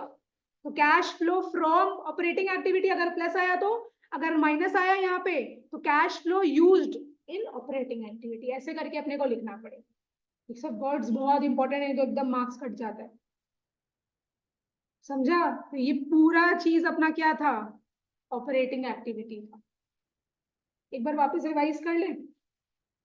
तो तुम लोग को बस देखो टैक्स का मेन चीज समझना है कि क्या होता है, ये फाइनेंशियल ईयर है, ठीक है, फाइनेंशियल ईयर का जो भी टैक्स अपना बन रहा है ना, जो भी टैक्स अपना बन रहा है, तुम लोग को सबसे पहला चीज तो याद रखना है कि ये साल अपने टैक्स पे नहीं करते हैं, अपने इस साल का टैक्स, कोई भी साल का टैक्स हो वो क्या करेंगे, अपने अगले साल पे करेंगे।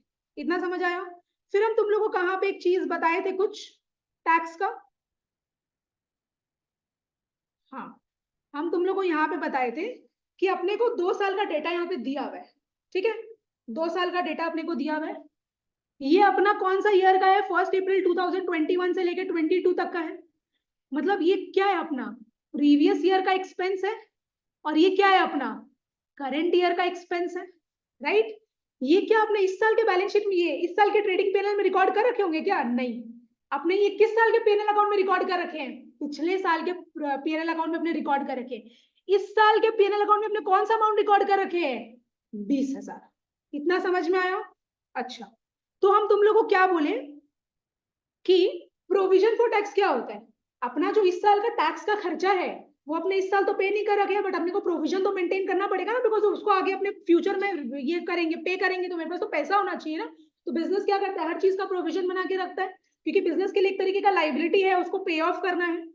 तो हम तुम लोग को क्या बोले, जो मेरा 31/3/2022 का बैलेंस है, लास्ट ईयर का टैक्स कितना था, 15,000, इस साल के शुरुआत में ये बैलेंस कितना रहेगा, 15 साल ही रहेगा। अगर हम नया फाइनेंशियल ईयर देखें 1/4/2022 से लेके 23 तक, ओपनिंग बैलेंस कितना है मेरा, 15,000, ठीक है, वो ओपनिंग बैलेंस क्या किया, हम क्रेडिट साइड में रिकॉर्ड कर दिए, और क्लोजिंग बैलेंस हम कितना रिकॉर्ड कर दिए, इस साल का मेरा टैक्स कितना बना, 20,000, जो कि हम अभी तक पे नहीं किए, वो मेरा इस साल का क्या बन जाएगा, क्लोजिंग बैलेंस बन जाएगा।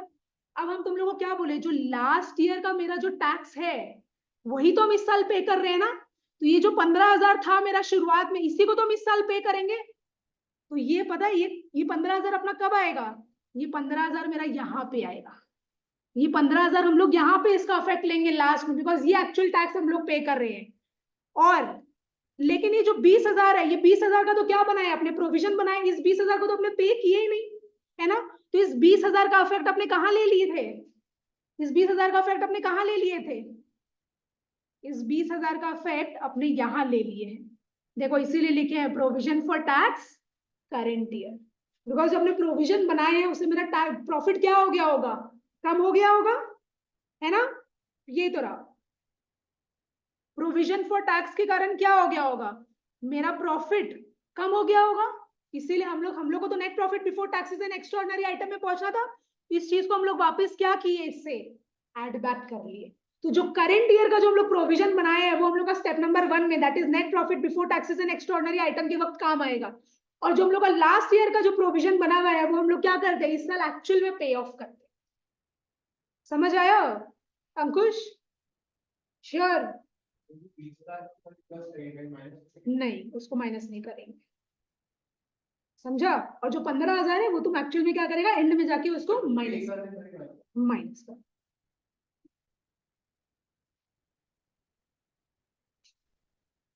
तो हम लोग का सबसे पहला पॉइंट क्या था, मेरे को बताओ? Net profit before taxes and extraordinary item. यही से तुम लोग को स्टार्ट करना है। इसका तुम लोग का दो मेथड है। दो मेथड क्या है कि एक तुम लोग को क्वेश्चन क्या दे दिया रहेगा, एक तुम लोग को क्वेश्चन दे देगा ये वाला चीज, प्रॉफिट प्रॉफिट आफ्टर टैक्स का सिनेरियो दे देगा। यहां से तुम लोग को स्टार्ट करना पड़ेगा। तो यहां से तुम लोग को क्या क्या चीज ऐड करना है, provision after tax, provision for tax plus करना है, और क्या एक दो चीज प्लस करना है, एक्स्ट्राऑर्डिनरी एक्सपेंसेस प्लस करना है। तो अपने यहाँ पे पहुंच जाएंगे net profit before taxes and extraordinary item में। अच्छा, ये चीज जो अपने प्लस कर रखे इसको क्या करना पड़ेगा, माइनस।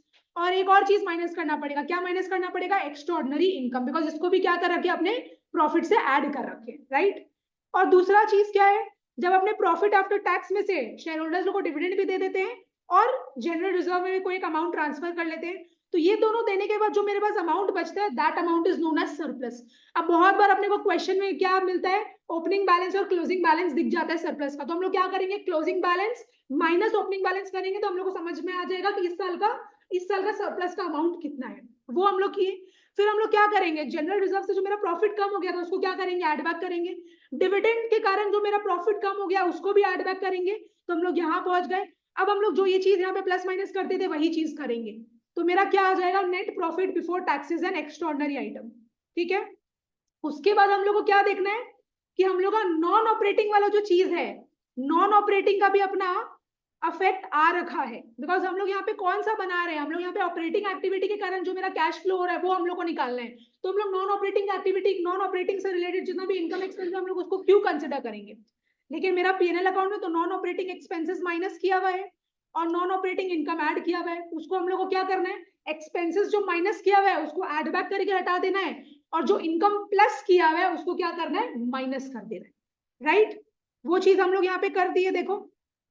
और नॉन ऑपरेटिंग एक्सपेंसेस तो अपने प्लस करते ही है, साथ में नॉन कैश आइटम्स को भी क्या करना पड़ता है, अपने को प्लस करना पड़ता है, बिकॉज उस एक्सपेंस के कारण मेरा एक्चुअल में कोई कैश इनफ्लो या आउटफ्लो हो ही नहीं रहा है। ठीक है। तो ये सब प्लस माइनस करने के बाद मेरा क्या आएगा, operating profit before working capital changes आ गया। अब हम लोग क्या करेंगे, वर्किंग कैपिटल का इफेक्ट डालेंगे, है ना, वर्किंग कैपिटल का इफेक्ट डालेंगे। वर्किंग कैपिटल मतलब असेट्स और लाइबिलिटीज। अपना क्या देखिए, अपने अगर करंट असेट्स डिक्रीज हो रहा है तो उसको ऐड करेंगे, और करंट लाइबिलिटीज अगर इंक्रीज हो रहा है तो उसको ऐड करेंगे। और क्या माइनस करेंगे अपने, अगर करंट एसेट्स का वैल्यू इंक्रीज हो रहा है और करंट लाइबिलिटी का वैल्यू डिक्रीज हो रहा है तो उसको अपने माइनस कर देंगे। मेरा क्या आ जाएगा, operating profit after working capital changes. अब अपने को एक्चुअल में क्या करना है, टैक्स का इफेक्ट डालना है। जो टैक्स अपने दिए थे, मैंने जो लास्ट ईयर का टैक्स है वो क्या करना है, अपने को इस साल पे करना है। तो यहाँ पे क्या करेंगे, अपने टैक्स माइनस करेंगे, मैंने रिफंड अगर अपना आया होगा तो उसको एडजस्ट करके, फिर एक्स्ट्राऑर्डिनरी इनकम जो अपने ऑलरेडी उसका इफेक्ट हटा चुके हैं उसको एड बैक करना पड़ेगा, और एक्स्ट्राऑर्डिनरी एक्सपेंसेस जिसका इफेक्ट हटा चुके हैं उसको क्या करना पड़ेगा, माइनस करना पड़ेगा। फिर जो मेरा अगर पॉजिटिव में अमाउंट आएगा तो अपना हो जाएगा फ्रॉम, अगर नेगेटिव में मैंने अगर मेरा अमाउंट आ रहा है तो उसको अपने क्या लिखेंगे, यूज्ड। तो ये मेरा पूरा ऑपरेटिंग एक्टिविटी का क्या है, फॉर्मेट है। यही फॉर्मेट को तुम लोग को यूज करना पड़ेगा, इसके अलावा अपने कोई भी और फॉर्मेट यूज नहीं कर सकते। ये अकाउंटिंग स्टैंडर्ड्स 3 अपने कोई फॉर्मेट दे रखा है तो वही सेम फॉर्मेट अपने को यूज करना। चलो अपने सम्स करते हैं, जो 9 तक है इसमें वो कर लेते हैं, फिर मटेरियल का जो सम्स है वो अपने नेक्स्ट डे स्टार्ट कर देंगे।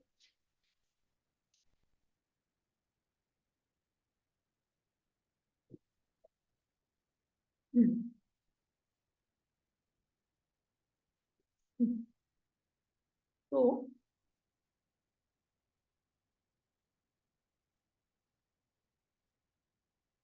अपना सोल्यूशन कितना, 8।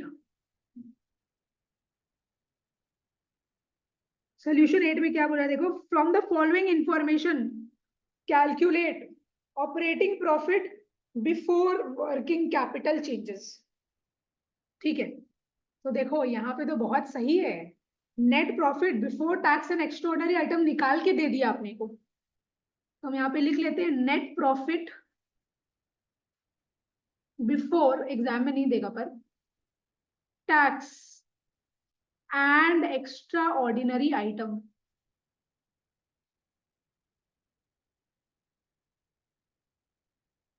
कितना दिया हुआ है? 4,47,000। अब देखो डेप्रिसिएशन ऑन मशीनरी, ये क्या है? नॉन कैश आइटम जो कि पीएनएल अकाउंट में माइनस हो रखा है, राइट? डेबिट हो रखा है मतलब माइनस हो रखा है, उसको क्या करेंगे अपने? ऐड करेंगे। यहाँ पे लिख देते हैं हम non cash items, depreciation.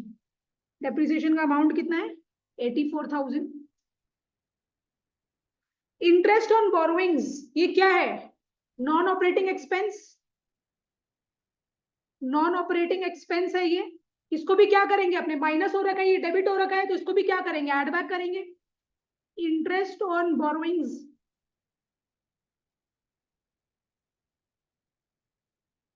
16,800। Goodwill amortised, ये क्या है? ये भी नॉन कैश आइटम है जो कि माइनस हो रखा होगा, इसको भी ऐड बैक करना पड़ेगा।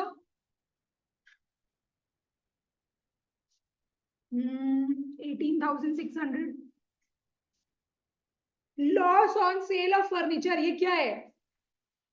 नॉन ऑपरेटिंग एक्सपेंस, माइनस हो रखा है, लॉस है, डेबिट हो रखा होगा प्रॉफिट एंड लॉस अकाउंट में, इसको भी ऐड बैक करेंगे। Loss on sale of furniture 18,000। अच्छा, फिर gain on sale of investment, ये क्या है? नॉन ऑपरेटिंग इनकम जो कि क्या हो रखा होगा अनंत? ऐड हो रखा होगा अपने पीएनएल अकाउंट में। लेस करेंगे अपने, लेस नॉन ऑपरेटिंग इनकम,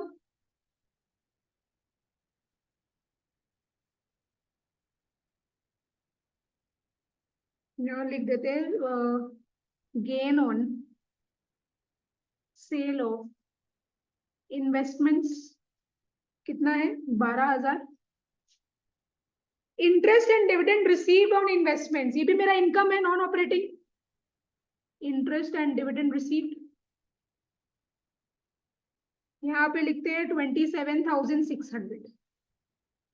चलो और तो कुछ है नहीं, मेरे को बताओ तो ये ऐड करके कितना आ रहा है तुम लोग का? नहीं नहीं, ये ऐड करके कितना आ रहा है, निकाला है क्या? 137,400 और ये 39,600। इसको प्लस माइनस करके कितना आ रहा है? 5,44,800 आ रहा है कि नहीं आ रहा है? आ रहा है 5,44,800। ये क्या है मेरा? ये क्या है? Operating profit before working capital changes. Operating profit before working capital changes. कितना आया तुम लोग का? चलो ठीक है, नेक्स्ट सम में आओ। सोल्यूशन 9।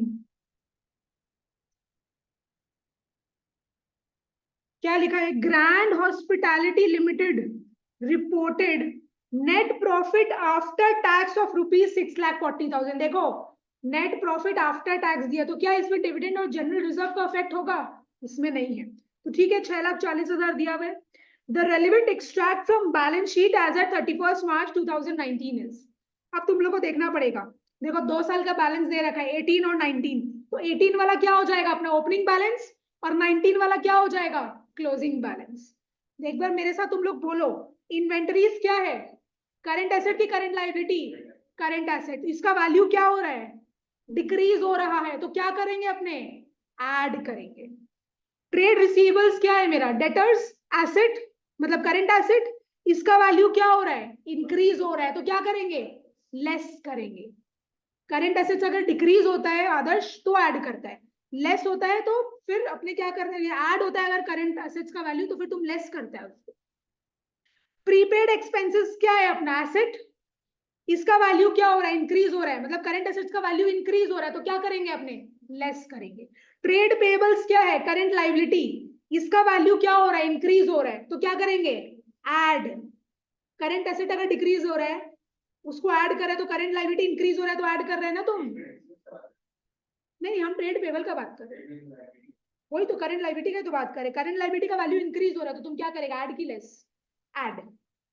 देखो उल्टा है, हम तुम लोग को बताते हैं, करंट एसेट और करंट लाइबिलिटी कभी साथ साथ में नहीं चलेगा।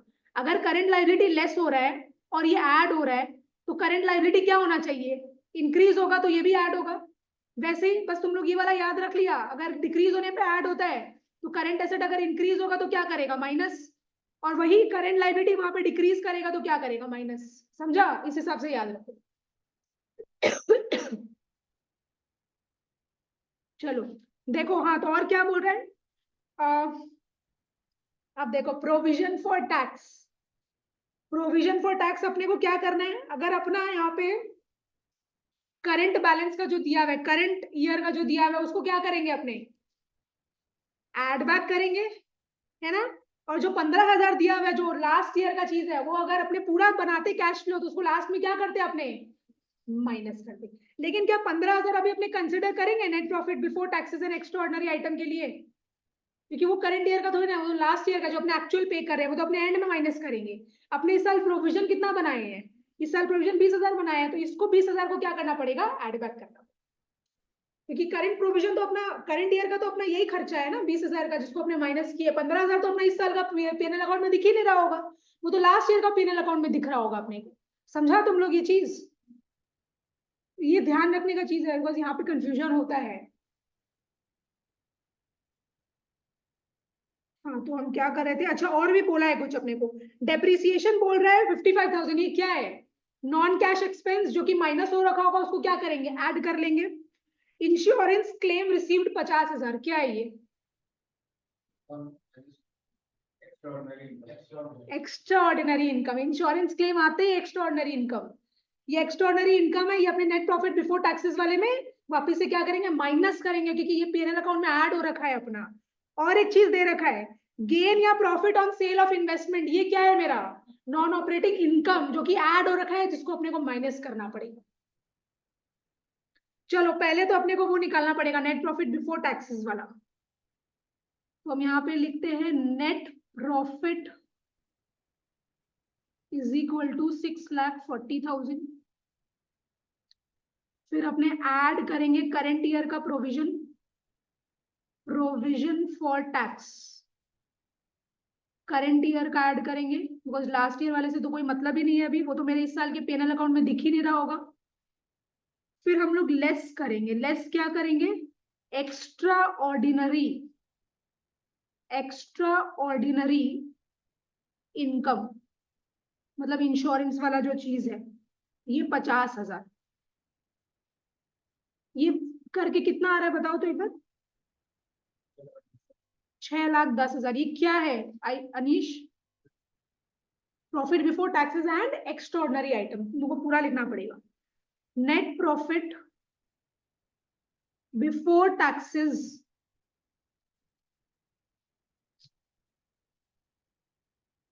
एंड, एक सेकंड, हेलो, हाँ ठीक है ठीक है, एंड एक्स्ट्रा ऑर्डिनरी आइटम्स, समझ आया। अब हम लोग क्या करेंगे, अब हम लोग अपना normal cash flow from operating activity start करेंगे। तो मेरा net profit before taxes and extra ordinary, देखो ये वाला जो चीज है ना, ये तुम लोग को वर्किंग नोट में बनाना पड़ेगा, ये वर्किंग नोट में दिखाना पड़ेगा ये चीज तुम लोग को, ठीक है ना। तो net profit before tax and extraordinary item, working note, यहाँ पे हम लिख दिए 6,10,000, जो कि अपने ऑलरेडी निकाल चुके हैं वर्किंग नोट में। अब मेरे को नॉन कैश एक्सपेंसेस दिया हुआ है, तो हम यहाँ पे अभी हेडिंग नहीं डाल रहे हैं नॉन कैश एक्सपेंस, हम यहाँ पे डायरेक्ट ऐड कर दे रहे हैं डेप्रिसिएशन। डेप्रिसिएशन कितना, 55,000 अपने को दिया हुआ है, और gain on sale of investment, ये मेरा नॉन ऑपरेटिंग इनकम है जिसको ऐड किए थे अपने, आप उसको माइनस करेंगे। Gain on sale of investment 20,000 minus करेंगे, तो ये कितना हो गया 35,000। ये कितना हो रहा है एक बार बताओ तो, 6,10,000, 6,45,000। ये क्या आया है, operating profit before working capital changes. Operating profit before working capital changes. अब अपने को क्या वर्किंग कैपिटल का इफेक्ट डालना है ना। चलो हम लोग ऐड क्या करेंगे,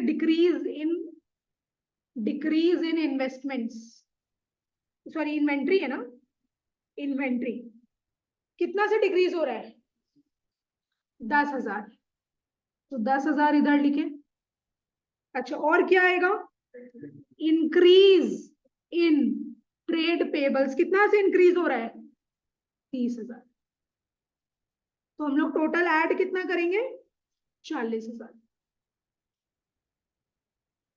अच्छा फिर लेस हम लोग क्या करेंगे यहाँ पे, अगर मेरा करंट लायबिलिटी क्या कर रहा है डिक्रीज कर रहा है और करंट एसेट क्या कर रहा है इंक्रीज कर रहा है, ठीक है, तो हम लिखते हैं यहाँ पे increase in trade receivables. Trade receivables अपना करंट एसेट है, ये चीज अपने को पता है कितना से इंक्रीज कर रहा है 40,000। अच्छा और एक चीज क्या है अपना, इंक्रीज इन प्रीपेड एक्सपेंस, कितना से इंक्रीज कर रहा है ये 14,000। कितना हो रहा है ये 54। ये तो अपने को माइनस करना है, तो 6,45,000 प्लस 40 माइनस 54, 6,31,000। ये क्या आ गया अपना cash flow from operating activity. समझ आया, चलो ये तो ठीक है। हम तुम लोगों को एक चीज और करवाते हैं, एक छोटा सा चीज एग्जाम्पल के थ्रू। मान लो तुम लोग का, लिखो तुम लोग भी साथ साथ में, 31 मार्च, छोटा सा चीज है एकदम 5 मिनट लगेगा, 2020, और यहाँ है 31 मार्च 2021। यहाँ अपने को दिया हुआ है प्रोविजन फॉर टैक्स, यहाँ हम लिख रहे हैं 75,000 और यहाँ हम लिख रहे हैं 1,05,000। पहले तुम लोग मेरे को बताएगा, अगर ये देखो ये 2020 2021 है, मतलब ये क्या है मेरा करंट ईयर और ये क्या है मेरा प्रीवियस ईयर। तो मतलब प्रीवियस ईयर मतलब पिछले साल का टैक्स क्या करेंगे, इस साल अपने एक्चुअली पे करेंगे, तो ये 75,000 अपने कहाँ क्या करेंगे, जब अपने नीचे में एक्चुअल में इनकम टैक्स माइनस करेंगे वहां पे 75,000 कंसिडर करेंगे। बिकॉज क्या ये 75,000 मेरा इस साल का पीएनएल अकाउंट में आ रहा होगा क्या, इस साल के पीएनएल अकाउंट में तो नहीं आ रहा है वो, राइट। लेकिन ये जो 1,05,000 है जो अपने इस साल प्रोविजन क्रिएट किए हैं, ये क्या है, ये मेरा इस साल का खर्चा है जो कि अपने पीएनएल अकाउंट में रिकॉर्ड किए थे। तो जब मेरे को step number 1 net profit before taxes and extraordinary item निकालना था, तो उसमें हम क्या किए होंगे, इसको हम ऐड बैक किए होंगे। इतना समझ में आया, इसीलिए लिखा हुआ था कि provision for tax current year का क्या करना है अपने को, net profit before after tax से ऐड करना है, क्लियर। और ये मेरा एक्चुअल में पेमेंट होगा इस साल, तो ये तो तुम लोग करता अभी तक जो तुम लोग को सिखाए हैं। अगर मेरे को एडिशनल इंफॉर्मेशन कुछ दे रखा है, एडिशनल इंफॉर्मेशन क्या दे रखा है मेरे को, provision for tax made during the year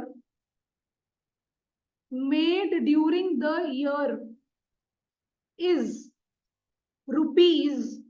₹70,000। अब तुम लोग क्या करेगा, प्रोविजन फॉर टैक्स अकाउंट बनाओ। प्रोविजन फॉर टैक्स अकाउंट, सुनो, ओपनिंग बैलेंस तो क्या रहेगा 75,000, क्रेडिट बैलेंस रहेगा, यहां लिख दो बाई बैलेंस ब्रॉट डाउन, कितना लिखेंगे अपने 75। क्लोजिंग बैलेंस कितना लिखेंगे 1,05,000। To balance CD 1,05,000।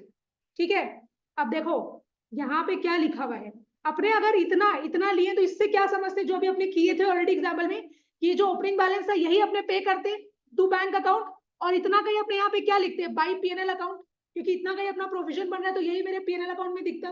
बट यहाँ पे एक एडिशनल इन्फॉर्मेशन दे रखा है, तुमको यहाँ पे पर्टिकुलरली बता दिया कि प्रोविजन फॉर टैक्स अपने इस साल कितना बनाए हैं 70,000 बनाए हैं, तो तुमको यहाँ पे क्या लिखना पड़ेगा बाई पीएनएल अकाउंट कितना 70,000। तो डिफरेंस अमाउंट जो आएगा वो क्या रहेगा मेरा, कि इतना टैक्स हम लोग पे किए हैं, तो निकालो to bank account, to bank account निकालो कितना आ रहा है, ये अपना बैलेंसिंग फिगर माना जाएगा 40 शायद, देख लो एक बार ठीक से मेरा कैलकुलेट 40,000। तो आप तुम लोग को अगर ऐसा चीज दिया पड़ेगा तो तुम लोग को इस हिसाब से कंसिडर करना पड़ेगा। पेमेंट 40,000 का किए है, समझ में, और इस साल का एक्चुअल मेरा प्रोविजन कितना बन गया है 70,000, समझा, तो वो चीज है, मतलब हम इस हिसाब से पे कर रहे हैं।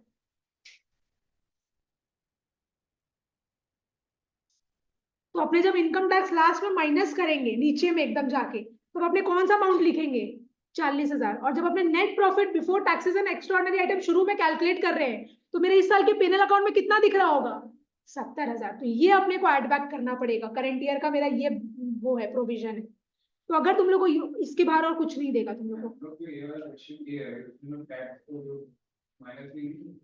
तो ये तो तुम्हारा टैक्स का कुछ बोल नहीं रहा होगा, देखो दिया हुआ है क्या, देख रहे हैं, एक सेकेंड रुको, हाँ तो वो माइनस होगा, हम भी देखें नहीं, ये मेरा आया है operating profit after working capital changes, ठीक है लिख लो।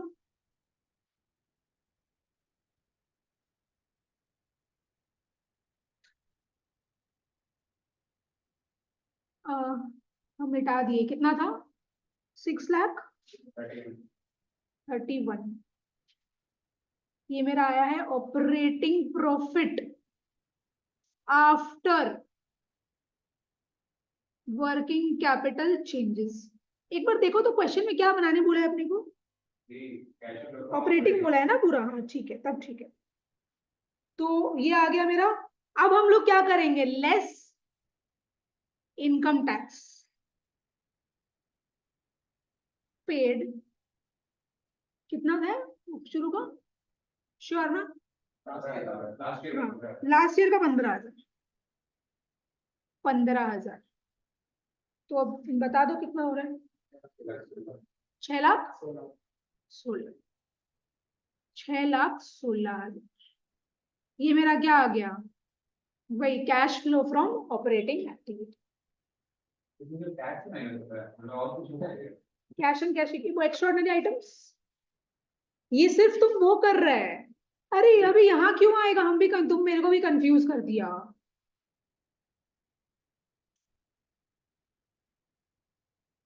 अच्छा ठीक है रहने दो, छोड़ो एक्स्ट्राऑर्डिनरी आइटम्स वैसे मेरे को कंसीडर करना नहीं है, ठीक है छोड़ो। हाँ तुम क्या बोला, कैश एंड कैश इक्विवेलेंट्स भी आते हैं, अपने एडलेस करते हैं लास्ट में, जो अपने सीखे थे cash in hand, cash at bank और मार्केटेबल सिक्योरिटीज, बट वो यहाँ नहीं आएगा ना, तुम बहुत सारा और भी चीज बनाएगा, क्या बनाएगा, इन्वेस्टिंग एक्टिविटी बनाएगा, फाइनेंसिंग एक्टिविटी बनाएगा, उसके बाद लास्ट में और भी बहुत सारा एडजस्टमेंट, अभी तुम्हारा पूरा कैश फ्लो खत्म नहीं हुआ, अभी तो सिर्फ तुमको ऑपरेटिंग एक्टिविटी बताई है, समझा, अभी इन्वेस्टिंग और फाइनेंसिंग बाकी है, उसके बाद भी कुछ होता है जैसे बहुत, मतलब तुम लोग जो कैश फ्लो है ना वो बेसिकली मान लो तुम लोग का 2 से 3 पेज का बन जाएगा एग्जाम में, पूरा एक सम, मतलब आईएससी में तो 10 नंबर का आता है और तुम लोग में 8 नंबर ऐसे कुछ रहेगा। हाँ मतलब नहीं, लेकिन जरूरी नहीं है। कभी कभी पता है, देखो सबसे डिफिकल्ट ऑपरेटिंग एक्टिविटी है, तो स्कूल तुम लोग को क्या करता है, बहुत बार ये भी दे देता है कि सिर्फ ऑपरेटिंग एक्टिविटी बताओ, और उसमें बहुत सारा चीज दे देगा। तो उस हिसाब से भी दे सकता है, या फिर तुम लोग को इजी इजी इजी दे देगा और बोलेगा पूरा कैश फ्लो स्टेटमेंट बनाओ। तो दोनों टाइप से ही देगा, तो अपने दोनों टाइप से सम करेंगे इसके। तुम अच्छा, तुम लोग मटेरियल नहीं लिया ना? तुम लोग मटेरियल ले लो। आनंद तुम भी नहीं लिया? आदर्श पीछे पास करता रहो।